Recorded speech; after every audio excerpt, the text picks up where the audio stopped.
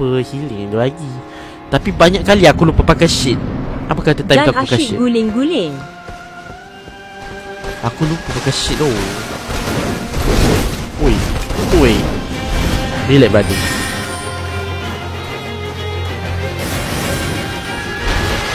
Yang asyik guling-guling. Kalau aku tak guling macam mana aku nak elak tu? Alamak. Ya Allah. Okay. Hero of Blue ini dia pakai tu tak payah.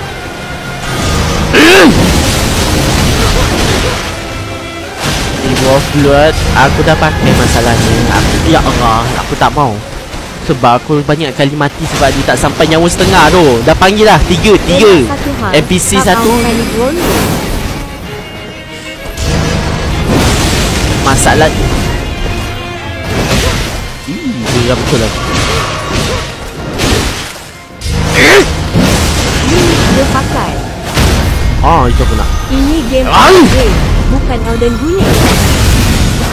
Ya alamak, aku tahulah korang pantang tengok aku guling-guling. Aku masalah memang dah noob. Aku mana dapat agak benda tu. Sebab tu aku panic rolling.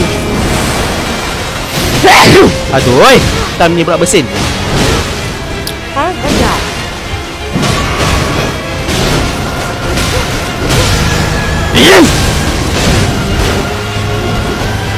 Aku tunggu dia buat pedang. Berapa dia ni? Ni baru. Ni first. Tak ada NN.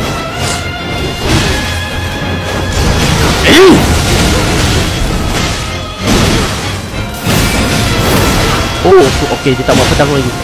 Hilang belakang nak pakai lama Bing dalam aku sendiri. Alamak, mana aku habis? Okey, dia keluarkan benda tu.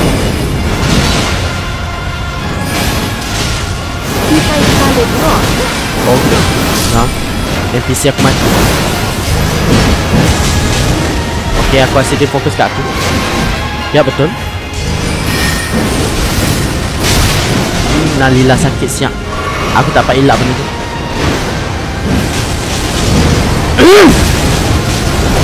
Oh, tak dia aku terbakar. Aku dah jaga dia punya api letupan tu. Oh, wah, dia bagi aku benda tu. Oh, selamat aku elak.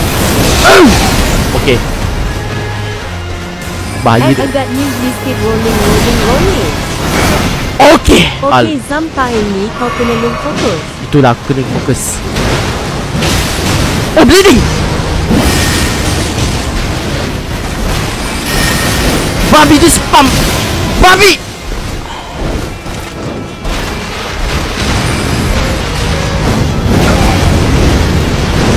Innalillah mimik.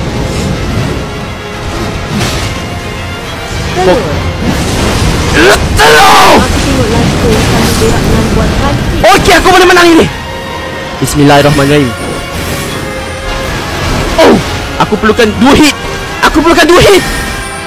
Add Jason Hunt special move some only day. Oh, meletup. Aku perlukan 2 hit.